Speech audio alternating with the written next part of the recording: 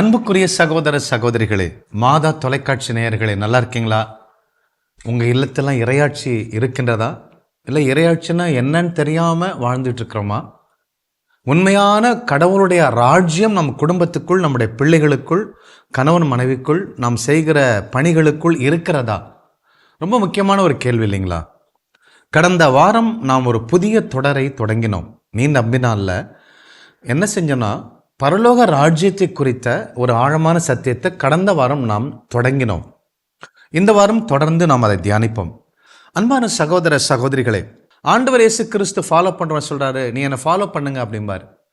அப்போது அந்த திருத்துதன் என்ன சொல்கிறாரு, நான் போய் வீட்டில் போய் சொல்லிட்டு வரேன் அப்படிம்பார். எப்பா, அதெல்லாம் ஒன்றும் அவசரம் இல்லை. கலப்பையில் கைவத்த பிற்பாடு எவனுடன் திரும்பி பார்க்குறானோ இந்த இறையாட்சிக்கு அவன் உட்பட மாட்டான், தகுதியற்றவன் அப்படிங்கிறார். அப்போ எந்த அளவுக்கு கடவுள் இந்த இறையாட்சியை குறித்து, இல்லந்தோறும் இறையாட்சி அல்லது ஒவ்வொருவருக்கும் கடவுளுடைய ஆட்சி நம்முடைய வீட்டுக்குள் வர வேண்டும் என்பது எவ்வளவு முக்கியமாக சொல்கிறார் அப்படின்னா, ஒரு பால் கொடுக்கிற தாய் தன் குழந்தைக்கு பால் கொடுக்கல, மார்பில் பால் கட்டிக்குச்சுன்னா எந்த அளவுக்கு போய் அந்த குழந்தை தூக்கி பால் கொடுப்பாலோ அந்த அளவுக்கு இயேசு கிறிஸ்து கதறுகிறார். நீ பணத்தை கூட அடக்கம் செய்ய வேண்டாம், முதல்ல இறையாட்சி குறித்து நற்செய்தி சொல்லு அப்படிங்கிறார். அன்பான சகோதர சகோதரிகளே, அப்பேற்பட்ட ஒரு முக்கியமான செய்தியை தான் நாம் தியானித்து கொண்டிருக்கிறோம். The message about the kingdom of God, gospel message. அது ஒரு நற்செய்தி. பாருங்க, இந்த நற்செய்தியை புரிஞ்சுக்கிட்டோம்னா வாழ்க்கை வித்தியாசமாக மாறும். இதைத்தான் நாம் பல பேர் தியானிக்கிறது இல்லை. ஆண்டவர் அரசர், இந்த உலகத்தை ஆளுகிறார் என்பதை தியானிக்கிறதை விட்டுட்டு பாக்கி எல்லா பண்புகளையும் தியானிப்போம். ஆண்டவர் இயேசு கிறிஸ்துவின் ஒட்டுமொத்த பிரசங்கத்தை உருண்டையாக அரைத்து ஒரு இட்லி சுட்டிங்கன்னா அதுக்கு பேர் தான் கிங்டம் ஆஃப் காட். அவருடைய முக்கியமான குறிக்கோள் தன்னுடைய ராஜ்யத்தை இந்த உலகத்துக்கு கொண்டுட்டு வரணும். அதனால தான் நம்ம ஜெபிக்க வைத்தார். விண்ணுலைகள் உங்கள் ராஜ்யம் நடப்பது போல இந்த மண்ணுலைகளும் என் வீட்லேயும் உங்கள் ராஜ்யம் நடக்கணும்னு ஜெபிக்க வைத்தார். அன்பான சகோதர சகோதரிகளே, சாலமோன் ராஜா 23வது அதிகாரம் ப்ராவர்ப்ஸ், நீதிமொழிகள் 23:7 அவர் இப்படி சொல்றார், ஒரு மனிதனுடைய வாழ்க்கை அவன் எப்படி எண்ணுகிறானோ அதன்படி தான் இருக்கும். ஒரு வீட்டுக்கு விருந்தாளி வரான், நல்லா சிரிச்சு சாப்பிட்டு போடான்னு சொல்கிறான். ஆனால் மனசுக்குள்ள இவனுக்கு போய் சாப்பாடு போடணுமான்னு நினைச்சான்னா அவன் எப்படி கெட்டதை நினைக்கிறானோ அப்படி தான் கெட்டவனாக இருப்பான். as a man thinks so is he அப்படிங்கிறார். ஒரு மனுஷன் எப்படி என்றானோ அதன்படித்தான் அவனுடைய வாழ்க்கை இருக்கும். எண்ணத்தை மோசமாக வச்சுக்கிட்டு நீ என்னதான் பாடுபட்டாலும் வாழ்க்கை சிறப்பாக இருக்க முடியாது அப்படிங்கிறத 2000 ஆண்டுகளுக்கு முன்னாடி சாலமோன் ராஜா எழுதி வச்சிருக்கிறார். அதனால தான் நம்முடைய சிந்தனை, யோசனை ரொம்ப ரொம்ப முக்கியம். அதனால தான் ஒரு விவிலிய அறிஞர் இப்படி சொல்கிறார், an idea is more powerful than an army. மிகப்பெரிய இந்திய ஆர்மி இருக்கு, அதை விட மிக வல்லமை உள்ளது நமக்குள்ள தோன்றுகிற நல்ல யோசனை, idea. an idea is more powerful than an army. அன்பான சகோதர சகோதரிகளே, மனமாற்றம் என்பதே நம்முடைய ஐடியாவில் ஏற்படக்கூடிய ஒரு மாற்றம், ரிட்டர்னிங் டு அவர் மைண்ட் என்று சொல்லுவாங்க. அப்போ நம்ம மனசுல அந்த ஏற்படுகிற மாபெரும் மாற்றம் அதுதான் ரொம்ப ரொம்ப முக்கியம். அப்போ இன்னைக்கு கடவுள்கிட்ட ஒரு ஐடியா தோணுச்சு. என்ன தோணுச்சு? கடலை உண்டாக்கும், மலைகளை உண்டாக்கும், குன்றுகளை உண்டாக்கும், நிலா சூரியனை உண்டாக்கும்னு ஒரு ஐடியா தான். அது எண்ணமாக மாறி, அது ஒரு கான்செப்டாக மாறி ப்ராடக்டை கொண்டு வந்துச்சு. அன்பான சகோதர சகோதரிகளே, அப்போது நமக்கும் ஒரு நல்ல ஒரு ப்ராடக்டை அந்த உலகத்துக்கு கொடுக்கணும், நல்ல விளைவுகள் அந்த பூமிக்கு கொடுக்கணும், நல்ல அன்பை, நீதியை, நேர்மையை, நல்ல நான் செழிப்பாக வாழணும், இந்த உலகத்துக்கு உப்பா ஒளியாக வாழணும்னு சொன்னால் எனக்கு நல்ல ஐடியா இருக்கணும். ஆண்டவரே கடவுள் இந்த உலகத்தை படைக்கும்போது மரத்தை தான் கொடுத்தாரு தவிர சேர் டேபிள் செஞ்சு ஆதாம் ஏவாளுக்கு கொடுக்கல. ஆதாம் ஏவாள் நின்றுக்கிட்டே உட்காந்தாங்க, தரையில் உட்காந்தாங்க, எல்லாம் பண்ணாங்க. ஒரு நாள் என்ன பண்ணாங்க? மரத்தை அறுத்து சேர் டேபிள் செஞ்சாங்க. கடவுள் மரத்தை தான் கொடுத்தாரு, ஆனால் அவங்களுக்குள்ள இருக்கிற ஐடியா அது ஒரு எண்ணமாய் மாறி, உட்காரணும் அப்படிங்கிற கருத்தாய் மாறி, அது ஒரு கான்செப்டாக மாறி, அது ஒரு நல்ல ஒரு ட்ரீமை ஒரு ப்ராடக்டாக கொண்டு வந்துச்சு. அதே போலத்தான் நான் இந்த ஊருக்கு போகணும், நான் திருச்சிக்கு போகணும், அல்லது வெளிநாட்டிலேருந்து இந்தியாவுக்கு போகணும் அப்படிங்கிற ஒரு ஐடியா வரும். அந்த ஐடியா ஒரு சிந்தனையாக மாறும், தாட்ஸாக மாறும். அப்போ அந்த சிந்தனை வரும் பொழுது எனக்குள்ள ஒரு கான்செப்ட், கருத்துரு உண்டாகும். யோசனை ஒரு எண்ணமாக மாறுகிறது. எண்ணம் ஒரு கருத்துருவாக மாறுகிறது. கருத்துரு மாறினா இந்தியாவுக்கு போகிறோம், போய் என்ன செய்ய போகிறேன்? அங்கே ஒரு தொழில் ஆரம்பிக்க போகிறேன். அந்த தொழில் ஆரம்பித்து என்ன செய்ய போகிறேன்? நான் அந்த பொருளை எடுத்து விற்க போகிறேன். அப்போது இதெல்லாம் பாருங்க கான்செப்ட்.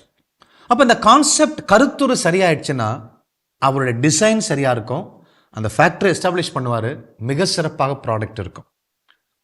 அப்போது ஐடியா, யோசனை, அது ஒரு சிந்தனை, தாட்ஸாக மாறுது. அதுக்கப்புறம் கான்செப்டாக மாறுது. அதுக்கப்புறம் டிசைன், எக்ஸிக்யூஷனாக மாறி நல்ல ப்ராடக்டாக மாறுது. இதுதான் ஒரு மனிதனுடைய வாழ்க்கையுடைய மீட்சி. அன்பான சகோதர சகோதரிகளே, அதனால தான் சாலமன் சொன்னார், அவனுடைய ஐடியா எப்படி இருக்கு அதன்படி தான் அவன் இருப்பான். அவன் நல்ல ஐடியாவாக இருந்தனா அவன் நல்ல முறையில் வாழ்வான். நான் எனக்கு கெட்ட எண்ணம் இருந்துச்சுன்னா, நான் நல்ல மாதிரி நடித்தாலும் எனக்குள்ள கெட்டெண்ணம் இருந்தால் ஒரு நாள் வெளிப்படும், நான் மிதிப்படுவேன். அன்பான சகோதர சகோதரிகளே, சைக்காலஜிஸ்ட் கூட ரொம்ப அழகாக சொல்கிறாங்கன்னா, என்ன சொல்கிறாங்க, ஒரு மனிதனை எப்படி எவாலுவேட் பண்ணணும், அவனுடைய ஐடியா எப்படி இருக்கு, அவனுடைய செல்ஃப் கான்செப்ட் எப்படி இருக்கு, அவன்கிட்ட என்ன பிரின்சிபல் வச்சிருக்கிறான், அவனுடைய நோக்கம் என்ன, அவனுடைய சிந்தனை என்ன. சும்மா ஏதோ படிக்கிறோம், ஏதோ வேலை செய்கிறோம், நான் ஏதாவது ஒரு ஆளாக ஆகணுங்க அப்படின்னு நினைக்கிறானா, அல்லது அவனுடைய செல்ஃப் கான்செப்ட் எப்படி இருக்குது, கருத்துரு, அவனுக்கு உள்ளத்தில் எப்படி ஒரு ஐடியா இருக்குது, அதை வச்சு தான் அவன் பெரியாளாக வரான் அல்லது பெரியாளாக வரமாட்டாங்கிறது தீர்மானம் பண்ணுறாங்க. இன்றைக்கி உலகத்தில் ஒரு மனிதனுக்கும் இன்னொரு மனிதனுக்கும் நல்ல உறவு இருக்குது. மனைவியோட நான் பேச மாட்டேன், புருஷனோட பேச மாட்டேன், அண்ணன் தம்பியோட சண்டை அப்படின்னா என்னுடைய ஐடியா சரியில்லை, என்னுடைய சிந்தனையில் தாறுமாற நான் நினைக்கிறேன், என்னுடைய தாட்ஸ் அது கெட்டதான் போகுது, உடனே என்னுடைய கான்செப்ட் தப்பாக இருக்குது, நான் தப்பாக டிசைன் பண்ணுறேன், நேரத்துக்கு போக மாட்டேன், கெட்டதை பேசுவேன், இப்படி என்னுடைய ப்ராடக்ட்டும் கெட்டதாக போகுது. சண்டை, சச்சரவு, பகை, இதுதான் என்னுடைய ப்ராடக்ட்டு. அப்போது ஒரு ப்ராடக்ட் நல்லா இருக்கணும்னு சொன்னால், இப்போ ரிவர்ஸாக சொல்கிறேன் பாருங்கள், ஒரு ப்ராடக்ட் ஒரு நல்ல முறை நான் வாழணும்னு சொன்னால் என்னுடைய கான்செப்ட் நல்லா இருக்கணும், கருத்துரு நல்லா இருக்கணும். என்னுடைய கான்செப்ட் நல்லா இருக்கணும்னு சொன்னால் என்னுடைய தாட்ஸ் நல்லா இருக்கணும், சிந்தனைகள் நல்லா இருக்கணும், என்னால் முடியும், நேர்மையாக வாழ முடியும், கடவுள் என்னோட கூட இருக்கிறார், அந்த சிந்தனை நல்லா இருக்கணும். அப்போ சிந்தனை நல்ல சிந்தனைகளாக வரணும்னா என் ஐடியா, மைண்டில் வரக்கூடிய ஐடியா நல்லா இருக்கணும். இப்போது ஐடியா நல்லா இருந்தால் தான் ப்ராடக்ட் நல்லா இருக்கும். அப்போ ஐடியா நல்லா இருக்கணும்னா என்ன செய்யணும்? You have to enter into the kingdom of God. யார் ஒருவர் பரலோக ராஜ்யத்தோட, கடவுளோட, பரிசுத்தாவியானவரோட, இயேசு ஆண்டவரோட ஒரு நல்ல உறவில் இருக்கிறாங்க, கடவுளுடைய ஐடியா என்ன, அவருடைய கான்செப்ட் என்ன, அவர் என்ன விரும்புகிறாரு அப்படிங்கிறத அவன் புரிஞ்சிக்கிட்டானா அவன் கொடுக்குற ப்ராடக்ட் மிக அற்புதமாக இருக்கும். இதைத்தான் இன்னைக்கு மார்ட்ரேஸ் புனிதர்கள் மிகப்பெரிய பிரேயர் ஜாம்பவான்களை செஞ்சுருக்கிறாங்க, மிகப்பெரிய அற்புதங்களை, தியாகங்களை இந்த உலகத்துக்கு செஞ்சுருக்கிறாங்க. அன்பான சகோதர சகோதரிகளே, அப்போ என்னுடைய ஐடியா நல்லா இருக்குன்னா you should have good trust in God's dynamic truth. அசைக்க முடியாத கடவுளுடைய சத்தியங்களை சொல்லிக் கொடுக்குறார் இல்லையா, நான் தான் கடவுள், நான் தான் இந்த உலகத்தை படைத்தேன், நான் தான் இந்த உலகத்தை ஆள்றேன், நான் உன்னோட கூட இருக்கிறேன், நான் உன்னை கைவிட மாட்டேன் அப்படிங்கிற அந்த டைனமிக் ட்ரூத், மிகப்பெரிய வல்லமையுள்ள சத்தியத்தை என் மைண்டுக்குள்ளே ஏற்ற ஏற்ற என்னுடைய வாழ்க்கை மாறும், என்னால் இந்த உலகம் ஆஸ்வதிக்கப்படும், உலகத்தில் போய் கெஞ்சற பிள்ளை நான் இருக்க மாட்டேன். அன்பான சகோதர சகோதரிகளே, ஒரு வீடில் அப்பா, அம்மா, தாத்தா, பாட்டி, ஒரே ஒரு பொண்ணு அந்த குடும்பத்தில் வாழ்ந்தாங்க. அப்போ அந்த தாத்தா அடிக்கடி சொல்வார், பிள்ளை, ஒரு 5 வயசு இருக்கும்போது அந்த பெண் குழந்தைகிட்ட சொல்வார், பேத்தி எனக்கு பேரன் இல்லை, ஆனால் எங்கள் முன்னோர்கள் ஒரு மிகப்பெரிய ஒரு ட்ரெஷர், ஒரு பொக்கிஷத்தை வச்சுருந்தாங்க, அது மிகப்பெரிய வேல்யூ உள்ளது, உன்னால் இந்த உலகத்தையே வாங்கலாம், அந்த அளவுக்கு ஒரு பேர்ல், காஸ்ட்லி ஒரு ட்ரெஷர் வச்சுருக்கிறேன், இந்த இருப்பு பெட்டில் தான் இருக்குது அப்படின்னு அடிக்கடி அந்த 3 வயசு குழந்தைகிட்ட சொல்லிக்கிட்டே இருந்தார். கிட்டத்தட்ட ஒரு 5 வருஷம் சொல்லிகிட்டு இருந்தார். அந்த குழந்தைக்கு 8 வயசு இருக்கும் பொழுது அந்த வீட்டுக்குள்ளே கேஸ் வெடித்து அந்த வீடு மிகப்பெரிய பேலஸாக இருந்தது, பணக்கார குடும்பம். அந்த குடும்பத்தில் தாத்தா இருந்தார், பாட்டி இருந்தாங்க, அப்பா, அம்மா எல்லாரும் இருந்தாங்க. அந்த பெண் அனாதை ஆயிட்டா. இப்போ அவளுக்கு ஒரு 8 வயசு 9 வயசு இருக்கும். அப்போ வீடு பூரா ஒரே கருப்பு சாம்பல். அப்போது அந்த சாம்பலில் போய் அவள் இறந்த உடனே அந்த துன்பத்தில் பல நாட்கள் அழுது கொண்டே இருப்பாள். அந்த ஊரில் இருக்கவங்கலாம் அவளுக்கு சட்டையை கொடுப்பாங்க, சாப்பாடு கொடுப்பாங்க, கையில் க்ளவுஸ் போட்டிருப்பா, கிழிஞ்சிருக்கும், ஒரு உடம்புலே 5-6 சட்டை போட்டிருப்பா, அவங்க கொடுக்குற சட்டையெல்லாம் எல்லாரும் ஆம்பளை சட்டை, பெண் சட்டை எல்லாத்தையும் போட்டுட்ருப்பான். இப்படியே ஆயிடுச்சு. 5 வருஷம் 6 வருஷம் அந்த பெண்ணு என்ன செய்கிறா, தாத்தா சொன்னாரே தாத்தா சொன்னாரே, ட்ரெஷர் இருக்குன்னு சொன்னாரே, ஏதோ பொக்கிஷன் இருக்குன்னு சொன்னாரே, தேடுவோம் தேடுவோம் அப்படிங்கிற அந்த ஐடியா அவளுக்குள்ள வந்துச்சு. அப்போ அவ தேடுறா, ஒரு பக்கமா தேடிக்கிட்டே இருக்கிறா. 8 வயசு 9 வயசுல வீடு எரிஞ்சு போகுது. 6 வருஷம் இந்த சாம்பலை தேடிட்டே இருக்கா. குப்பை தொட்டி, அந்த தொட்டி, அவ்வளோ பெரிய வீடு, கேம்பஸ். அப்போ போகிற வரவங்கலாம் சாப்பாடு, மீதி சாப்பாடை போடுவாங்க, அதை எடுத்து சாப்பிட்டுட்டு இருப்பா. மிகப்பெரிய பணக்காரனுக்கு பிறந்த ஒரு பணக்காரி ஏழையா போயிட்டா. அன்பான சகோதர சகோதரிகளே, 6 வருஷம் தேடின ஒரு பாடு ஒரு குப்பை தொட்டியில் ஒரு பாக்ஸில் அதை எடுத்து கண்டுபிடிச்சி, நான் கண்டுபிடிச்சேன்னு சொல்லி அவ்வளோ சந்தோஷப்பட்டாலும். அன்பான சகோதர சகோதரிகளே, அந்த எடுத்துகிட்டு போய் மார்க்கெட்டில் விற்றா 500-600 கோடிக்கு மதிப்புள்ள மிக உயர்ந்த ஒரு பேர்ல், ஒரு முத்து அவங்க அப்பா தாத்தா வச்சிருந்தாரு. அவ மீண்டும் இடத்தை வாங்கினாள், வீடு கட்டினாள். மிகப்பெரிய ஒரு சந்தோஷமுள்ள வாழ்க்கையா, யாரெல்லாம் தனக்கு பிச்சைப்பட்டாங்களோ அந்த குடும்பங்களுக்கெல்லாம் போய் பணத்தை வாரி வழங்கக்கூடிய மிக உயர்ந்த ஒரு பணக்காரியா அந்த பெண் வாழ்ந்துட்டு இருந்தா. அன்பான சகோதர சகோதரிகளே, அவளுக்குள்ள அந்த தாத்தா சொன்ன ஐடியா அது என்னமாய் மாறிச்சு. அது ஒரு மன உறுதியோட அதை தேடிக்கொண்டே இருந்தால். வருஷம் போக போக கிடைக்காதுங்கிற விரக்தி வரல. அந்த ஐடியா நல்ல ஒரு ப்ராடக்டை கொண்டு வந்துச்சு. ஆண்டவர் இயேசு கிறிஸ்து மத்தேயு எழுதின நற்செய்தி 13வது அதிகாரம் 44 முதல் 46 வரை இதை அழகா சொல்றாரு. பரலோக ராஜ்யத்தை விளக்குறாரு. ஒருவர் நிலத்தில் மறைந்திருந்த புதையல் ஒன்றை கண்டுபிடிக்கிறார். அவர் எண்ணத்துல பாருங்க, ஐடியா கண்டுபிடிக்கிறார். அவர் அதை மூடி மறைத்து விட்டு மகிழ்ச்சியுடன் போய் தமக்குள்ள யாவற்றையும் விற்று அந்த நிலத்தை வாங்கி கொள்ளுகிறார். விண்ணரசு இந்த புதையலுக்கு ஒப்பாகும் அப்படிங்கிறார். மற்ற எல்லா ப்ராப்பர்ட்டிலாம் ரொம்ப முக்கியம் நினைச்சிட்டு இருந்தவன் இந்த விண்ணரசுங்கிற புதையலை கண்டுபிடிச்ச உடனே எல்லாத்தையும் இழக்கிறான், எல்லாத்தையும் விற்கிறான், இதை வாங்கிக்கிறான். கிங்டம் ஆஃப் காட் அந்த அளவுக்கு முக்கியம், பரலோக ராஜ்யம் என் எல்லா ப்ராப்பர்ட்டி சொத்தை விட ரொம்ப ரொம்ப முக்கியம்னு சொல்லி வாங்குறான். அதே தான் இந்த பெண்ணு செஞ்சா. 8 வருஷம் தேடினா. தன்னுடைய அந்தஸ்து, அழகு எல்லாம் போறாலும் பரவாயில்ல, எனக்கு அதை அடைய வேண்டும் என்கிற அந்த ஆசை, அந்த ஐடியா, அந்த தாட்டா மாறிச்சு, கான்செப்டா மாறி ப்ராடக்டை கொடுத்துச்சு. அதனால தான் சொல்றாரு ஆண்டவர் இயேசு கிறிஸ்து, ஃபைண்டிங் அண்ட் செல்லிங். நீ கண்டுபிடிச்சினா, அந்த ஐடியா மாறிச்சுனா, ராஜ்யம் தான் முக்கியங்கிற ஐடியா உனக்குள்ள வந்துருச்சுன்னா ப்ராடக்ட் அற்புதமா வரும். அன்பான சகோதர சகோதரிகளை, வணிகர் ஒருவர் நல்முத்துக்களை தேடி செல்கிறார். விலை உயர்ந்த ஒரு முத்தை கண்டவுடன் அவர் போய் தமக்குள்ள யாவற்றையும் விற்று அதை வாங்கி கொள்ளுகிறார். விண்ணரசு அந்த நிகழ்ச்சிக்கு ஒப்பாகும் அப்படிங்கிறார். இங்க பார்த்தீங்கன்னா ஃபைண்டிங் அண்ட் செல்லிங், அங்க ஃபைண்டிங் அண்ட் கெட்டிங். அங்க அன்பான சகோதர சகோதரிகளே, கண்ணுக்கு புலப்படாத கடவுள் தந்தை மகன் தூய ஆவியாக வாழ்ந்து கொண்டிருந்தாங்க. அவங்க ஒருத்தர் அன்பு செஞ்சுக்கிட்டு இருந்தாங்க, ஒருத்தர் புகழ்ந்து கொண்டிருந்தாங்க. யாரும் தன்னை புகழவில்லை, பிறர் தான் புகழ்ந்துகிட்டு இருந்தாங்க. அப்படி அன்பு பரிசுத்தத்தை கடைபிடித்து இருந்தார்கள். அந்த கடவுள் இந்த உலகத்துல ஆண்டவர் இயேசு கிறிஸ்து வந்தாரு. உலகம் தோன்றும் முன்னரே ஆதாம் ஏவாளுக்கு அதுதான் சொன்னாரு. அப்ப கடவுள் என்ன செய்யறாருன்னா, பரலோகத்துல நானும் என் மகனும் பரிசுத்தாவியும் ஏஞ்சல்ஸும் ரொம்ப அழகாக வாழ்றமே, சந்தோஷமா இருக்கிறமே, சமாதானம், வளர்ச்சி, செழுமை, மாண்பு, அதிகாரம் எல்லாம் இருக்குத. நான் பெறுகிற அந்த நல்ல வாழ்க்கைய ஏன் பிள்ளைங்க பெறணுமே, இந்த உலகத்துல வாழக்கூடியங்க பெறணுமே என்பதற்காகத்தான் இந்த உலகத்தை படைச்சாரு. மக்களை, சிவிலியன்ஸை உண்டாக்கினாரு. நிலம் தோன்றுகன்னு சொன்ன நிலம் தோன்றுச்சு, கடல் தோன்றுகன்னு கடல் தோன்றுச்சு, வானம், நிலா, நட்சத்திரங்கள் தோன்றுகன்னு தோன்றுச்சு. 5 நாள் எல்லாம் படைக்கிறாரு. 6வது நாள் மனுஷனை தன் சொந்த சாயல்ல படைச்சு இந்த உலகத்தை ஆளக்கடவுது என்று சொல்லி தொடக்க நூல் 1 அதிகாரம் 26வது இறைவசனத்தை சொல்றாரு. வானத்து பறவைகள், கடல் இருக்கக்கூடிய மீன்கள், விலங்குகள், புல் பூண்டுகள் அத்தனையும் உங்களுக்கு கீழ்ப்படியும் என்று சொல்லி அதிகாரத்தை கொடுத்து படைக்கிறாரு. கடவுள் எப்பொழுது இந்த உலகத்தை படைச்சாரோ, நிலா, சூரியன், நட்சத்திரம் இதெல்லாம் படைச்சாரோ, அப்பதான் இந்த concept of kingdom of God உருவாகிறது. படைச்சிட்டாரு. பரலோகத்தில் நான் ஏஞ்சல்ஸ் வச்சு ஆள்றேன், இந்த பூலோகத்தில், இந்த மண்ணுலகில இதோ என் சாயலில் உருவாக்குற என் மக்களை கொண்டு இந்த உலகத்தை ஆள்வேன், இந்த உலகத்தை நடத்துவேன்.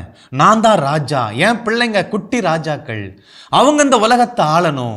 நான் பெற்றுக்கொள்ளுகிற இந்த வாழ்க்கையை என் பிள்ளைகளும் பெற்றுக்கொள்ள வேண்டும் என்று சொல்லிதான் இந்த உலகத்தை படைச்சு 6வது நாள் மனுஷனை தன் சாயலில் படைத்தாரு. ஏனென்றால் அந்த உலகத்தை ஆள்றவன் தன் சாயலில் இருக்கணுமே, தன்னை போல அந்த உலகத்தை ஆளணுமே, நீதியை நிலைநாட்டணுமே, அன்பை கொடுக்கணுமே, என்னை பிரதிபலிக்கணுமே, அவனும் சந்தோஷமா என்னை போல வாழணுமே, பரலோகத்தில் செய்யப்படுவது போல இந்த பூலோகத்தில் செய்யப்படுவதாக என்று சொல்லி ஜெபிக்க வைத்தார் அல்லவா.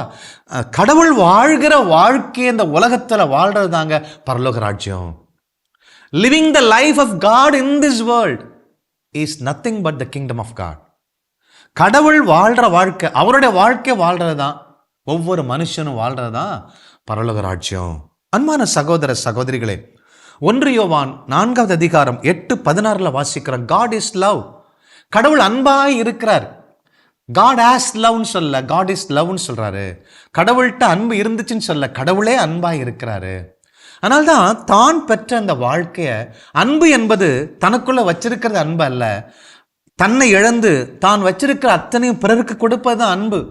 அதனால்தான் கடவுள் தான் வாழ்ந்த வாழ்க்கை, இந்த ஆரைக்கராஜ் உங்களை போல அத்தனை பேரும் இந்த உலகத்தில் பாவிகளாக இருந்தாலும் மனம் மாறுகிற அத்தனை பேரும் கடவுள் வாழ்கிற வாழ்க்கை, அரசன் வாழ்கிற வாழ்க்கையை இந்த குட்டி ராஜாக்கள், சிவிலியன்ஸ், இந்த உலகத்தில் வாழக்கூடிய அத்தனை பேரும் அனுபவிக்கணும்.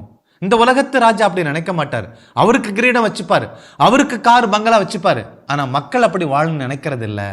ஆனால் இந்த பரலோக ராஜ்யம், இந்த invisible kingdom of heaven has created a visible kingdom of heaven on earth. கண்ணுக்கு புலப்படாத பரலோக ராஜ்யம், அரசர் இந்த உலகத்தில் கண்ணுக்கு புலப்படும்படி ஒரு ராஜ்யத்தை உண்டு பண்ணினார். அதுதான் பரலோக ராஜ்யம், இந்த பூமியில் நிறுவப்படுவது. அன்புக்குரிய சகோதர சகோதரிகளே, மத்தேயு எழுதின நற்செய்தி 25வது அதிகாரம் 34வது இறைவசனத்தில் கடவுள் இப்படி சொல்றார். அப்போ இந்த உலகத்தை உண்டாக்குனது காரணமே மனுஷன் தான் பிள்ளைங்க, தன் சாலில் உள்ள பிள்ளைங்க ஆள வேண்டும் என்பதற்கு தான். ரொம்ப அழகாக சொல்றார் பாருங்க. பின்பு அரியணையில் வீற்றிருந்த அரசர் தம் வலப்பக்கத்தில் உள்ளோரை பார்த்து, இதோ இந்த பரலோக ராஜ்யத்துக்குள்ள நுழைஞ்சிக்கங்க.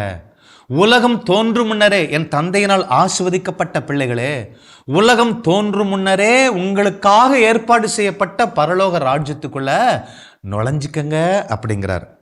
அன்பான சகோதர சகோதரிகளே, இதுதான் கடவுளுடைய ஐடியா. கடவுளுடைய ஐடியா என்ன அப்படின்னா, என் பிள்ளைங்க நல்லா வாழணுங்கிற அந்த ப்ராடக்ட் வச்சுக்கிட்டார். அப்போ என் பிள்ளைங்க நல்லா வாழணும்னு சொல்லிட்டு அவருடைய சிந்தனையில் உருவாச்சு, அதை ஒரு கான்செப்டாக கருத்துருவாக மாற்றினார். அதை ஒரு நல்ல ஒரு ப்ராடக்ட் அந்த உலகத்துக்கு கொடுத்திருக்கிறார். அவர் சிந்தனை எல்லாம் என் பிள்ளைங்க நல்லா வாழணும், இந்த உலகத்தில் நோய் நோக்கடால் சாவக்கூடாது. ஆண்டவர் இயேசு கிறிஸ்து ப்ராஸ்பெரிட்டி ப்ரீச் பண்ண இந்த உலகத்துக்கு வரலை. ப்ராஸ்பெரிட்டி என்ன? வளமை, செழுமை. முடவன் நடப்பான், குருடன் பார்ப்பான், முதுகு வலி தீரும், இடுப்பு வலி தீரும், நோயற்றவனை வாழ்வான், நிறையா சம்பளம் வாங்குவீங்க, உலகத்தில் பொருளை சேர்த்து வைப்பீங்க, பெரிய பணக்காரனை வருவீங்க. இதுதான் ப்ராஸ்பெரிட்டி காஸ்பல். வளர்ச்சி, செழுமை, ஆசீர்வாதத்தின் நற்செய்தி என்று சொல்லுகிறோம். ஆசீர்வாதத்தை சொல்ல இந்த உலகத்துக்கு கடவுள் வரவே இல்லை. இயேசு கிறிஸ்து பிளஸிங்க்கு டசன்ட் ரெக்வயர்ட் எனி டாக்டரின். இதுக்கு ஒரு டாக்டரினோ ஒரு கோட்பாடு தேவையில்லை. ஒருத்தன் ஆசீர்வாதமாக வாழ்றதுக்கு ஒரு கோட்பாடு தேவையில்லை. நல்லா சாப்பிடணும், நல்லா சட்டையப்படணும், நல்லா வாழணுங்கிறதுக்கு ஒரு கோட்பாடு தேவையில்லை. பரலோக ராஜ்யத்துக்கு தான் கோட்பாடு தேவை. ஏனென்றால் ஏன் அவர் ப்ராஸ்பெரிட்டி காஸ்பலை டீச் பண்ணலை, ப்ரீச் பண்ணலை? ஆசீர்வாதம் வேணான்னு சொல்லிட்டாரா? இல்லை. நீ உனக்குள்ள நல்ல ஐடியா வந்து, நல்ல கான்செப்ட் வந்து, நல்ல சிந்தனை வந்து, நல்ல மனமாற்றம் வந்து, மறுபடி பிறந்து பரலோக ராஜ்யத்துக்குள்ள நுழைஞ்சா போதும். பரலோக ராஜ்யத்தில் இருக்கிற அத்தனை பேரும் ரிச் பீப்புள், எல்லாரும் வசதியானவங்க, எல்லாரும் அப்பாவோட சேர்ந்து வாழ முடியும், இந்த உலகத்தை கலக்க முடியும். அப்போ ஆட்டோமேட்டிக்காக கிடைக்கக்கூடியதை அவர் ப்ரீச் பண்ணவே இல்லை. மத்தேயு நற்செய்தி 6வது அதிகாரம் 33வது இறைவசனத்தில் கடவுள் சொல்லுகிறார், seek first the kingdom of God. முதலாவது பரலோக ராஜ்யத்தை தேடு, அதன் நீதியை தேடு, பாக்கி சுகம், விடுதலை, சந்தோஷம், வளர்ச்சி, செழுமை, தொழில், குடும்ப சந்தோஷம், ஆசீர்வாதம் தானா வரும் அப்படிங்கிறாரு. அன்புக்குரிய சகோதர சகோதரிகளே, பரலோக ராஜ்யத்தினுடைய ஆழமான சத்தியங்களை புரிந்து கொள்வோம், சிந்தனை மாற்றுவோம். சமயம் அல்ல, நம்முடைய வழிமுறைகள் அல்ல, முக்கியம் நமக்கு தேவை பரலோக ராஜ்யம். அது பரலோக ராஜ்யத்தில் நுழைய வேணும், மனம் மாறணும், புதுப்படைப்பா மாறுகிற பொழுது அந்த கடவுள் உலகம் தோன்றும் முன்னரே நமக்காக ஏற்பாடு செய்யப்பட்டிருக்கிற அந்த பரலோக ராஜ்யத்துக்குள்ள நாம அடியெடுத்து வைக்க முடியும். தைரியத்தோட தலை நிமிர்ந்து அதுக்குள்ள நுழைய முடியும். கடவுளை போல இந்த உலகத்தில் வாழ்ந்து செழிக்க முடியும். God plus. கிறிஸ்து இயேசுவில் என் அன்புக்குரியவர்களே, இந்த நாளில் நீ நம்பினால் இந்த நிகழ்ச்சியின் 200வது பகுதியை நாம் தியானிக்கின்றோம். ஆண்டவருக்கே எல்லா மகிமையும் உண்டாகட்டும். இந்த ஐடியாவை கொடுத்தது அவர், அதை செயல்படுத்தி வருகிறவரும் அவரே. ஆகவே எல்லா மகிமையும் அவருக்கு செலுத்துவோம். இந்த நாளிலே நாம் ஒரு சாதாரண ஒன்றுக்கும் உதவாதவர்களை கொண்டு கடவுளால் எவ்வளவு பெரிய காரியங்களை செய்ய முடியும் என்பதற்கும் நாங்களே ஒரு சாட்சிகளாக இருக்கின்றோம். எங்களுடைய வாழ்க்கையின் எல்லா நிலைகளையும் ஆண்டவர் உயர்த்தி இருக்கின்றார். இந்த நாளிலே அவருடைய சத்தியங்களை வெளிப்படுத்தி கொடுத்திருக்கிறார் அவருடைய மகிமைக்காக. ஆகவே நம்ம ஒப்பு கொடுத்தா போதும், நம்முடைய வாழ்க்கையை அவருடைய ஆளுகைக்கு ஒப்பு கொடுத்தா போதும், அவர் தன்னுடைய மகிமைக்கேற்ப எல்லாவற்றையும் செய்கின்றார். ஆகவே இந்த நாளில் ஆண்டவரை நாம் இணைந்து மகிமைப்படுத்துவோம்.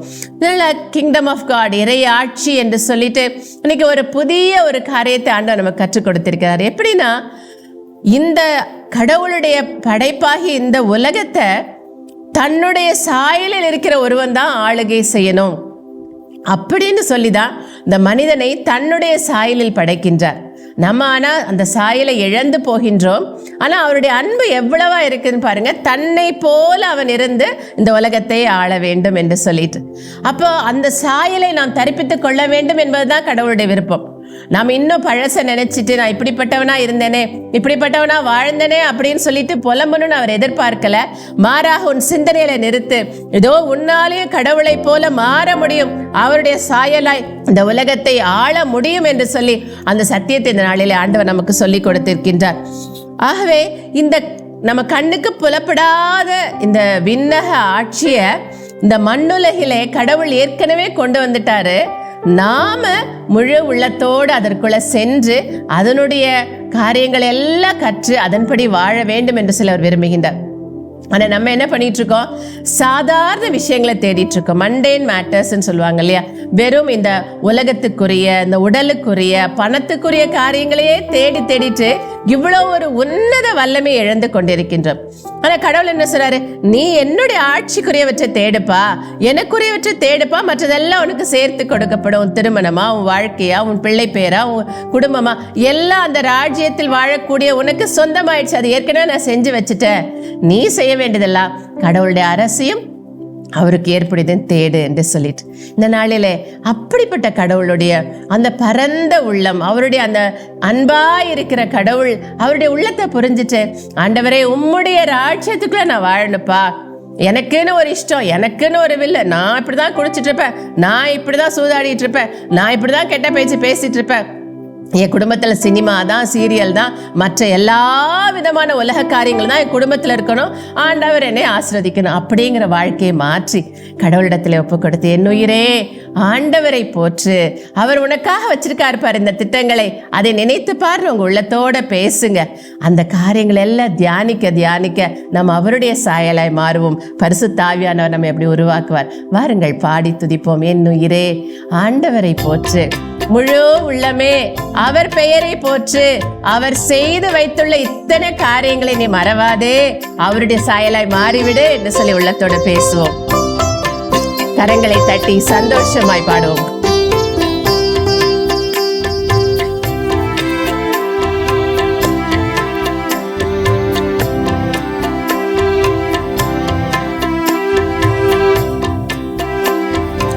என் உயிரே ஆண்டவரை போற்று, முழு உள்ளமே அவர் பெயரை போற்று, என் உயிரே ஆண்டவரை போற்று, முழு உள்ளமே அவர் பெயரை போற்று, அவர் செய்த சகல உபகாரங்களை நீ ஒரு நாளும் மறவாதே, ஒருபோதும் மறவாதே, என் உயிரே ஆண்டவரை போற்று, முழு உள்ளமே அவர் பெயரை போற்று, அவருக்கு தேவையெல்லாம் நாம் அவருடைய சாயலாய் மாற வேண்டும், அவ்வளவுதான். நம்ம இருக்கிற நிலையை அவரிடத்துல ஒப்பு கொடுப்போம். நம்முடைய பழைய வாழ்க்கை எதுவாக இருந்தாலும் சரி, ஆண்டவரே இதோ வருகிறேன், என்னை உம்முடைய சாயலாய் மாற்றும், விண்ணகத்தின் சித்தம் என்னில் நிறைவேறட்டும் என்று சொல்லி ஒப்பு கொடுத்து பாடுவோம்.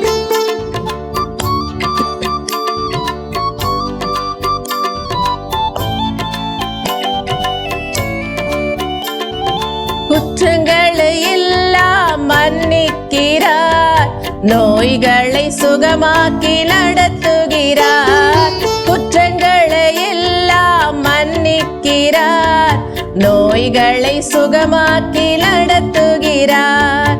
அவர் செய்த சகல உபகாரங்களை நீ ஒரு நாளும் மறவாதே, ஒரு போதும் மறவாதே. என்னுயிரே ஆண்டவரை போற்று, முழு உள்ளமே அவர் பெயரை போற்று.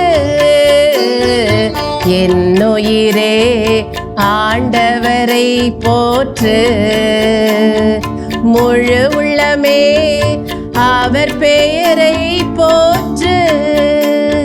அப்பா, இதோ வந்து நிற்கிறோம் ஆண்டவரே. நீர் எங்களுக்கென வைத்திருக்கிற இப்படி ஒரு பெரிய மாபெரும் திட்டத்தை புரிந்து கொள்ள எங்கள் அகக்கண்களை திறந்து விடுங்கப்பா. உன்னதமான உம்முடைய இறையாட்சியின் பிள்ளைகளாய், உம்முடைய சாயலாய் அப்பா நாங்கள் வாழ வேண்டும் என்று சொல்லி அல்லவா நீங்க விரும்புறீங்க. ஆனால் நாங்கள் கீழானதை தேடி தேடி சோர்ந்து போயிருக்கிறோம் ஆண்டவரே.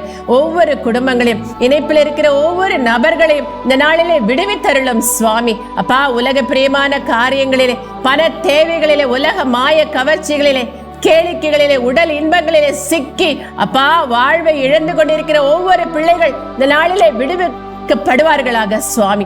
உம்முடைய ராஜ்யத்திற்குள் கடந்து வருவார்களாக. நீர் வைத்திருக்கிற அந்த உன்னத வல்லமையை தரித்து கொண்டு இந்த உலகத்திலே சுடர் விடுவார்களாக. அப்பா, ஒவ்வொரு குடும்பமும் அப்பா உம்முடைய இறை ஆட்சியை வாழ்கிற குடும்பமாய், அதை போதிக்கிற குடும்பமாய், பிறரையும் அதற்குள் கொண்டு வருகிற குடும்பமாய் ஆசீர்வதிப்பீராக. எங்கள் ஆண்டவர் இயேசு கிறிஸ்துவின் நாமத்தில் ஜெபிக்கிறோம் எங்கள் ஜீவனுள்ள நல்ல பிதாவே, ஆமென். அன்புக்குரியவர்களே, ஆண்டவராகிய இயேசு கிறிஸ்துவின் மேல் முழுமையான நம்பிக்கை கொள்வோம், நிறை வாழ்வை பெற்றுக்கொள்வோம். God bless you.